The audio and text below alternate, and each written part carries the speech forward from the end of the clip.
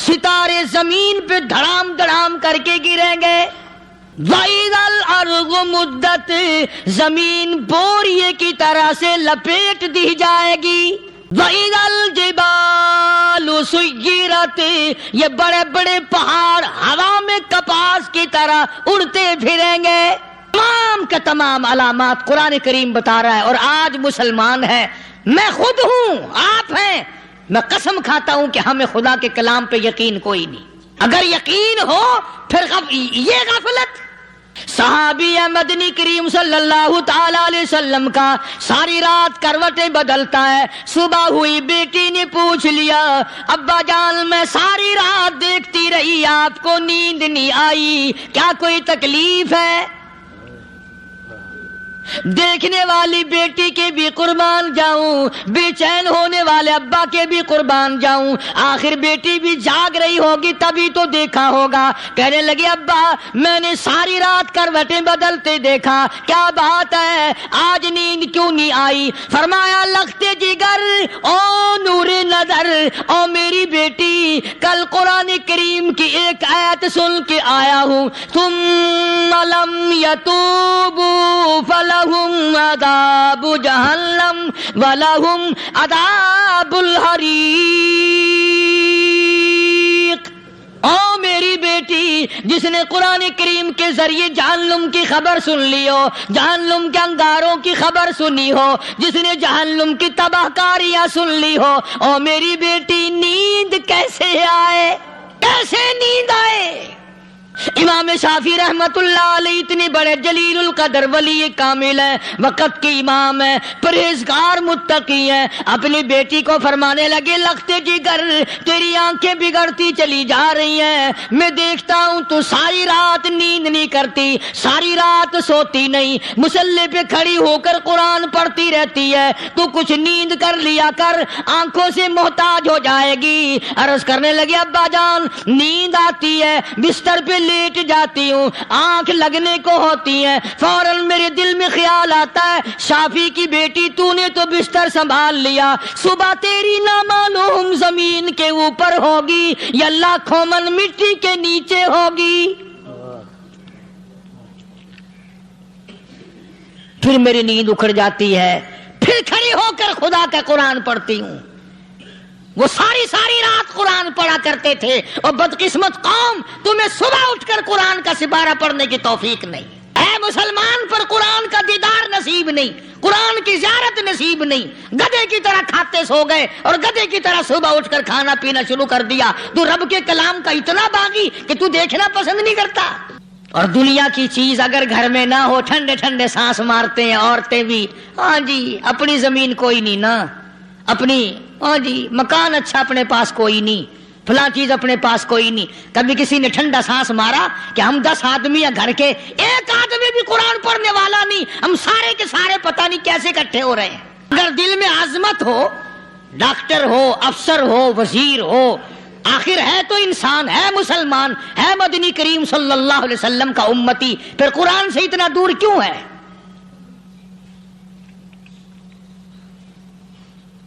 تو اللہ پاک جل شانہ نے فرمایا میرے بندے ہر حال میں ڈر. ہاں تیری ساری چلاکیوں کو میں جانتا ہوں، تیری ساری ہوشیاریوں کو میں اچھی طرح جانتا ہوں. فرمایا وہ دن دور نہیں، آیا وقت قیامت کا، آیا، کوئی کسی کے کام نہیں آئے گا. فرمایا ان وعد اللہ حق فلا تغرنکم الحیات الدنیا. دنیا نے پھنسا لیا، چہل پہل میں پھنس گئے، اس کے رنگ روغن میں لگ گئے، اس کی زیب و زینت میں لگ گئے. رات اسی کی سوچ ہے، دن میں اسی کا فکر ہے، اور مرنے کا کسی کو بھی فکر نہیں. قرآن کریم کے آخری سورت کا آخری لقمان کے آخری آیتوں میں عجیب مضمون رکھا ہے. فرمایا ان اللہ عندہ علم الساعۃ وینزل الغیث. قیامت کا ٹھیک وقت اللہ کے سوا کوئی نہیں جانتا. کسے معلوم ہے ابھی اگلے منٹ میں کیا ہو جائے گا، سیکنڈ میں کیا ہو جائے گا. اچھا ایک بات میرے ذہن میں آئی یہ بڑے بڑے لوگ آپ کو ملیں گے دیہاتوں میں بھی، بازاروں میں بھی، شہروں میں بھی، فلانا بزرگ غیب کی باتیں بتایا کرتا تھا، فلانا ولی یوں بتایا کرتا تھا. کبھی یہ بھی تو پوچھنا کہ اس ولی نے کبھی یہ بھی بتایا کہ میں مروں گا کب، کس دن مروں گا؟ جب اپنی موت کا پتہ نہیں تو اور کسی چیز کا کیا پتہ ہے؟ صرف اٹکل پچو تیر لگانے والی بات ہے. ابھی چند مہینے ہوئے یہاں میرے پاس چند نوجوان آئے ملتان شہر سے اور کہنے لگے کہ 25,000 کی چوری ہو گئی ہے، بتا کدھر کون لے گیا، کدھر لے گیا. میرے پاس آئے یہاں. میں نے کہا بتا دوں گا پر آدھے لوں گا. کہنے لگا نہیں نہیں دیکھا نا جی اتنا تو نہ کرو. اور میں نے کہا وہ سارے ہی چلے گئے یار.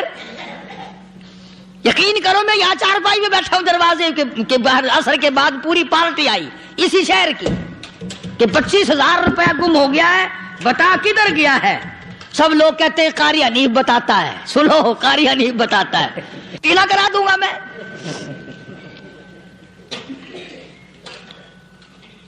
جتنا میں نے انکار کیا میرے سر ہوتے چلے گئے. اخیر میں نے بکواس کر دی. میں نے کہا اچھا بتاؤں گا پھر آدھے لوں گا. تماشا دیکھا یعنی اندازہ لگاؤ کہ ہم شہر سے سن کر آئے ہیں کہ قاری حنیف چوریاں بتاتا ہے.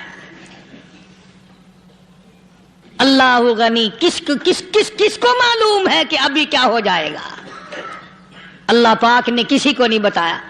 فرمایا ان اللہ عندہ علم الساعۃ وینزل الغیث.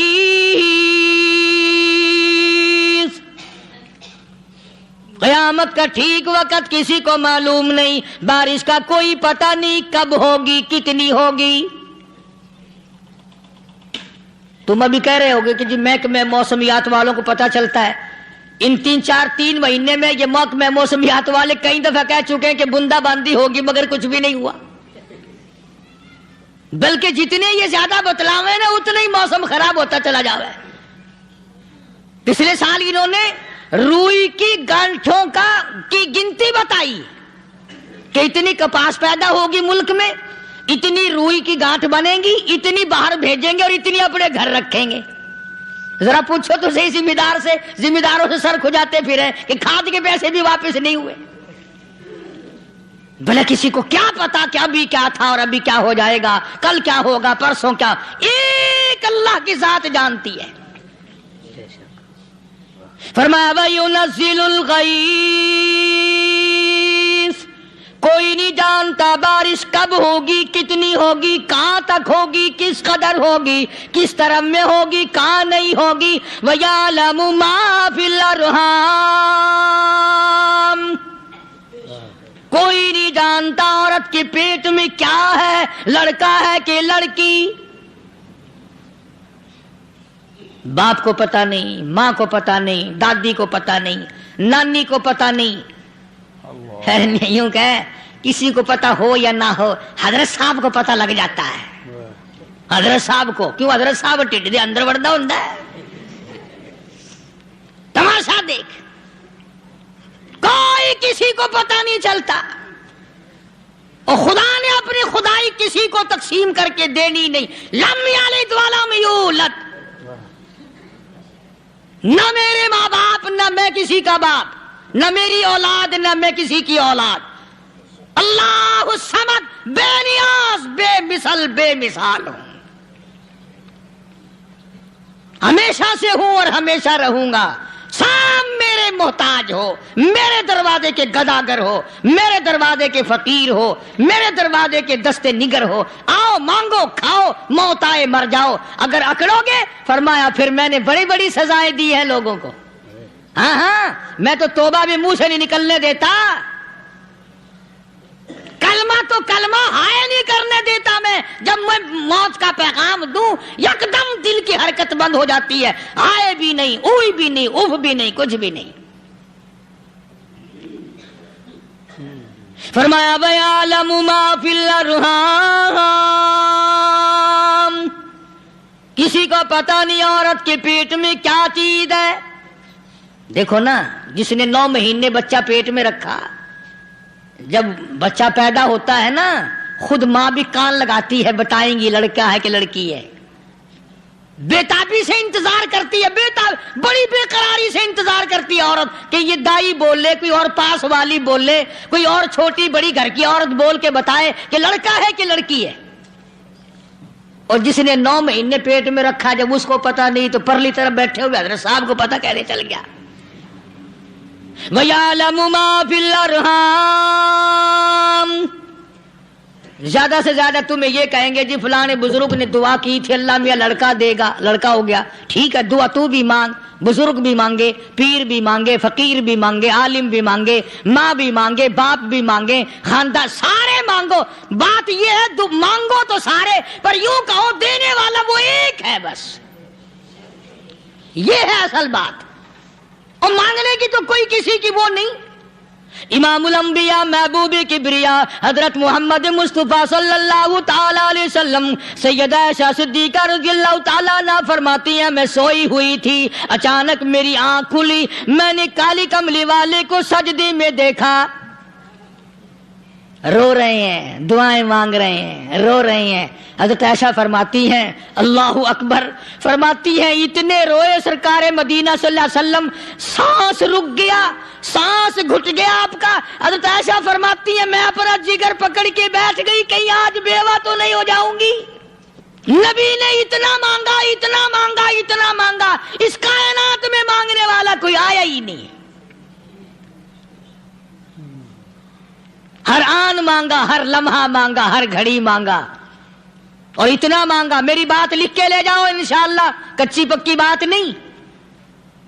سیدہ عائشہ صدیقہ رضی اللہ تعالی عنہا گواہ ہے، سیدہ فاطمہ الزہرا رضی اللہ تعالی عنہا گواہ ہے، نبی کی گھر والی گواہ، نبی کی لخت جگر نوری نظر فاطمہ الزہرا گواہ. فرماتی ہیں حضور کریم صلی اللہ علیہ وسلم کا جب آخری وقت آیا، آواز بالکل ختم ہو گئی، آواز بالکل پست ہو گئی، پھر بھی لب حرکت کرتے تھے، لب حرکت کرتے تھے، دونوں کی دونوں. فرماتی ہیں ہم نے کان لگایا، آواز تھی ربی حبلی امتی، ربی حبلی امتی، اور میرے مولا میری امت کو معاف کر دے. اور خدا کی قسم کالی کملی والے نے آخری سانس تک مانگا ہی مانگا، چاہے تیرے لیے مانگا، امت کے لیے مانگا، مگر ہر وقت مانگا.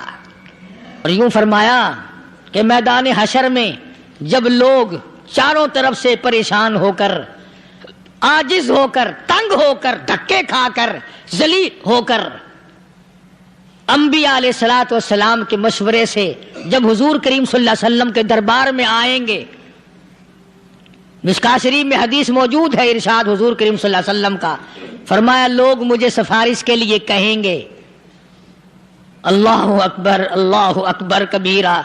تو یوں فرمایا یہ نہیں فرمایا کہ میں اللہ میاں کو ٹیلی فون کروں گا کہ دیکھنا ذرا خیال کرو امت آ رہی ہے میری، یا امت کو یہ کہے کہ رکا لے جاؤ، بلکہ یوں فرمایا جیسے امت آ کر کے مجھے پریشان کرے گی میں سجدہ کروں گا، میں سجدہ کروں گا. اس وقت بھی سر میرا در تیرا، جھولی میری عطا تیری. اور حدیث پاک کا اگر مضمون پڑھ کر دیکھو سارے مضامین حل ہو جائیں. یوں فرماتے ہیں خود حضور کریم کہ میں اتنا لمبا سجدہ کروں گا اس وقت قیامت میں، اتنا لمبا سجدہ کروں گا کہ 7 دن 7 راتیں کا وقت 1 ہفتے کے برابر وقت لگ جائے گا، میں سر سجدے سے نہیں اٹھاؤں گا.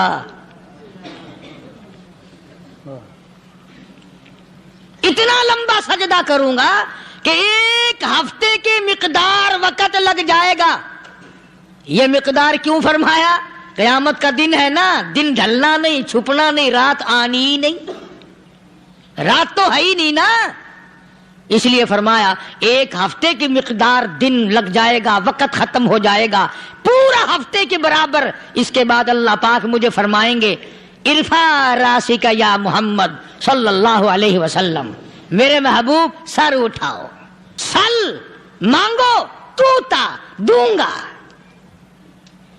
مانگو دیا جائے گا. سوف یعطیک ربک فترضی، تیرا رب تجھے راضی کر دے گا.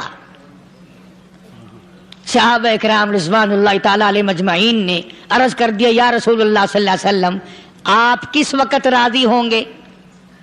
کتنے لوگ جنت میں چلے جائیں گے، دوزخ میں چلے جائیں گے، آپ کس وقت راضی ہوں گے؟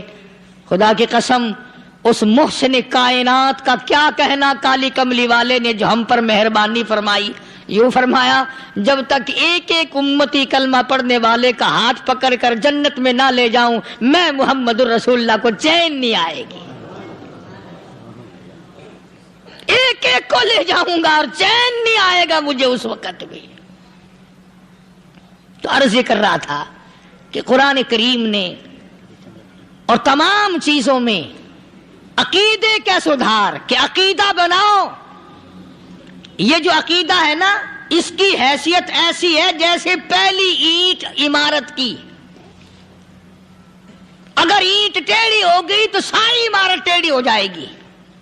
اگر عقیدہ صحیح نہیں تو سارے اعمال ٹیڑھے ہو جائیں گے، اور اگر عقیدہ صحیح ہے تو اعمال بھی اور تمام افعال بھی اخلاق بھی تمام کی بنیاد جو ہے وہ صحیح رہے گی اور اچھی توفیق ہوگی.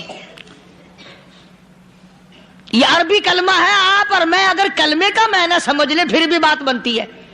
یہی تو معنی لا الہ الا اللہ. کوئی نہیں بگڑی بنانے والا، کوئی نہیں حاجت روا، کوئی نہیں مشکل کشا، کوئی نہیں تیرا ہاتھ پکڑنے والا، کوئی نہیں مجھے اور آپ کو اولاد دینے والا، کوئی نہیں بیوی بچے دینے والا، کوئی نہیں یہ ہر روز روٹی کھلانے پانی پلانے والا اس کے سوا کوئی نہیں الا اللہ. ایک اللہ کی ذات ہے. اور فرمایا کہ یہ بتایا کس نے کہ یہ سب کچھ کرنے والا کون ہے؟ محمد الرسول اللہ صلی اللہ علیہ وسلم، کہ ہمارے آقا اور مولا حضرت محمد الرسول اللہ صلی اللہ علیہ وسلم نے بتایا. تو قرآن کریم کی آیتوں نے وضاحت کر دی وما تدری نفس ماذا تکسب غدا. کسی کو پتہ نہیں کل کیا ہو جائے گا، صبح کو کیا ہو جائے گا، شام کو کیا ہو جائے گا.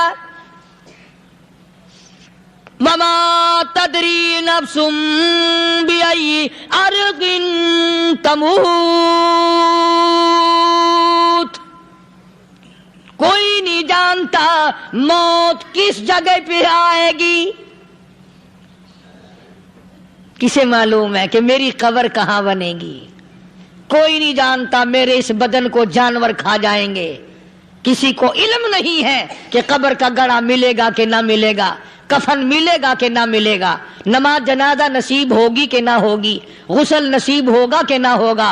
کوئی نہیں جانتا کلمہ پڑھتے موت آئے گی یا کنجری کے گانے سنتے گاتے موت آئے گی. کس کو علم ہے کہ آخری کلام جو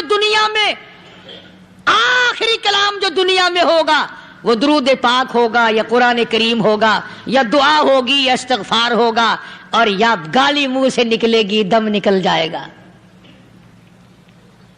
کسے معلوم ہے؟ اس لیے فرمایا وما تدری نفس بأي أرض تموت. کوئی نہیں جانتا موت صبح آئے گی یا شام آئے گی، بیوی بچوں کے سامنے آئے گی یا اسپتال میں، کوئی پاس ہوگا بھی یا کہ نہیں جس وقت موت آئے گی کسے معلوم. سجدے میں آئے گی یا کنجری کی گود میں آئے گی کیا پتا، فلم میں آئے گی یا مسجد میں آئے گی. پچھلے دنوں ایک جگہ ایک آدمی نے صبح کی اذان دی، بڑی اچھی اذان دیا کرتا تھا، اللہ کا نام بلند کیا، زمین پہ بیٹھا اور ختم.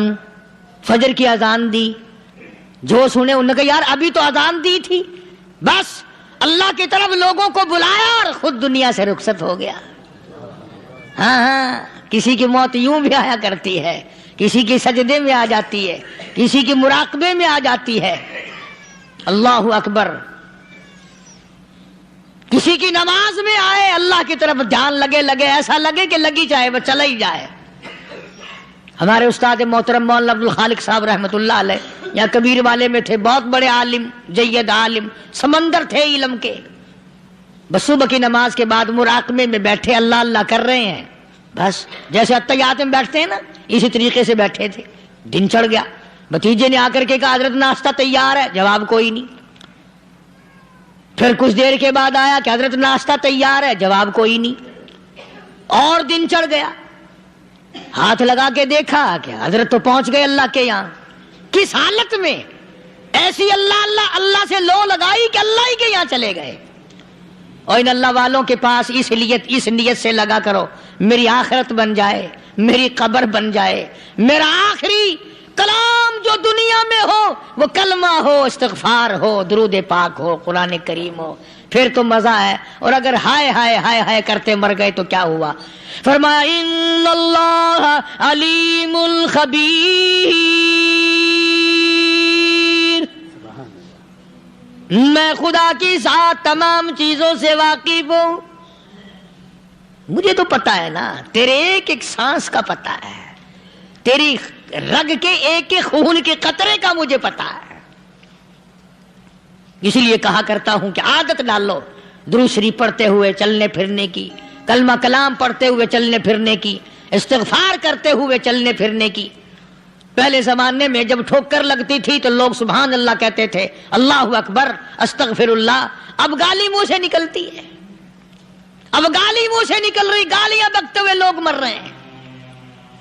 حضرت معاذ بن جبل رضی اللہ تعالیٰ عنہ مدینہ پاک میں بیمار ہے, آخری وقت ہے. صحابہ کی ایسی ایسی موت آیا کرتی تھی. چاروں طرف جتنے گھر والے بیٹھے ہیں, اماں بھی, بیٹی بھی, گھر والی بھی, بہن بھی, بھائی بند بھی, قبیلہ بھی, خاندان بھی. مدینہ شہر ہے, کالی کملی والے کا شہر ہے. حضرت معاذ بن جبل کا آخری وقت ہے. چاروں طرف بیٹھنے والے بھی تلاوت کر رہے ہیں قرآن کریم کی, خود معاذ بن جبل بھی تلاوت فرما رہے ہیں.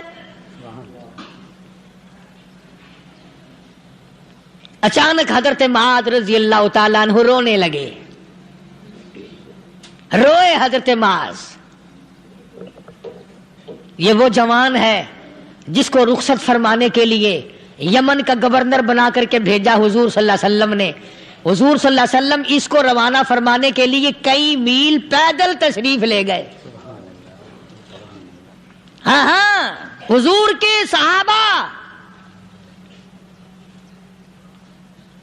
تو معاذ بن جبل جب رونے لگے تو گھر والوں نے پوچھا کیوں؟ کوئی بیٹھا ہوگا نا. کہنے لگا ڈر گئے, موت سے ڈر رہے ہو, موت سے ڈر کے رو رہے ہو. حضرت معاذ کہنے لگے نہیں, موت سے کیا ڈرنا, میں کیوں ڈروں موت سے, اس نے تو آنا ہی آنا ہے, میں نہیں ڈرتا. انہوں نے کہا پھر رویا کیوں رو رہے ہو؟ اللہ اکبر. صحابی کہتا ہے میرے دل کی تمنا میرے دل میں رہی, میری آرزو پوری نہ ہو سکی, میری حسرت میرے دل میں رہی, میرا شوق پورا نہ ہو سکا, میری آرزو پوری نہ ہو سکی, میری تمنا پوری نہ ہو سکی. بستر پہ موت آ رہی ہے اس لیے رو رہا ہوں. اے کاش رمضان کا مہینہ ہوتا, میں روزے دار ہوتا, گرمی کا موسم ہوتا, مجھے سخت پیاس لگی ہوتی, کفار سے مقابلہ ہوتا, میدان جہاد اور جنگ ہوتا, میں کئی کافروں کو قتل کر دیتا, پھر وہ مجھے قتل کر دیتے, میری زبان کاٹ لیتے, میری اللہ کے یہاں پیشی ہوتی, میرا رب مجھ سے پوچھتا معاذ دنیا سے کیا لایا. میں عرض کرتا الہی بولوں کیسے, تیری راہ میں زبان کٹا کے آیا ہوں اور روزہ رکھ کر آیا ہوں, تیرے محبوب کے حوض کوثر کے پانی سے روزہ افطار کروں گا. کہتا اس لیے رو پڑا ہوں کہ بستر پہ موت آ رہی ہے. ڈر کس چیز کا؟ یہ نہیں ڈرا کرتے تھے. حضرت ابو ایوب انصاری سب قید رضی اللہ تعالی عنہ, اللہ اکبر, کتنا بڑا مقدرہ والا جوان ہے. مدینہ پاک میں حضور کریم صلی اللہ علیہ وسلم نے اسی کے یہاں ڈیرا لگایا. آخری وقت ہے, بیمار ہیں ابو ایوب انصاری. مدینے سے صحابہ جنگ کے لیے چلے. صحابہ کی تمنائیں دیکھو. ہم جتنے بیٹھے ہماری تمنا تو یہی ہے نا, کاروبار بڑھ جائے, مکان دکان کا ساز و سامان بڑھ جائے, یہ مل جائے وہ مل جائے, یہ ہو جائے وہ ہو جائے. ابو ایوب انصاری بیٹھے ہوئے دیکھ رہے ہیں صحابہ سواریوں پہ پیدل تلوار نیزے تیر لے کے چلے. ابو ایوب انصاری کہنے لگے کہاں چلے ہو؟ کہ جہاد فی سبیل اللہ کے لیے. کہنے لگا مجھے بھی لے چلو. سمجھ رہے ہیں آپ سارے؟ فرمایا مجھے ساتھ لے چلو. کہا کمال ہے، بیمار آدمی اور جنگ میں بیمار کا کیا کام ہے، کیا کرو گے؟ نے کہا مہربانی کرو، احسان کرو مجھ پر، مجھے ساتھ لے کے چلو. خدا کے بندے بیمار ہے، کرے گا کیا میدان جہاد میں؟ کہنے لگا تم تو بیمار کی بات کر رہے ہو، مجھے ساتھ لے چلو اونٹ پہ ڈال کر. توجہ کرنا ذرا، آخری بات میرے یاد آئی ہے بتانے لگا ہوں.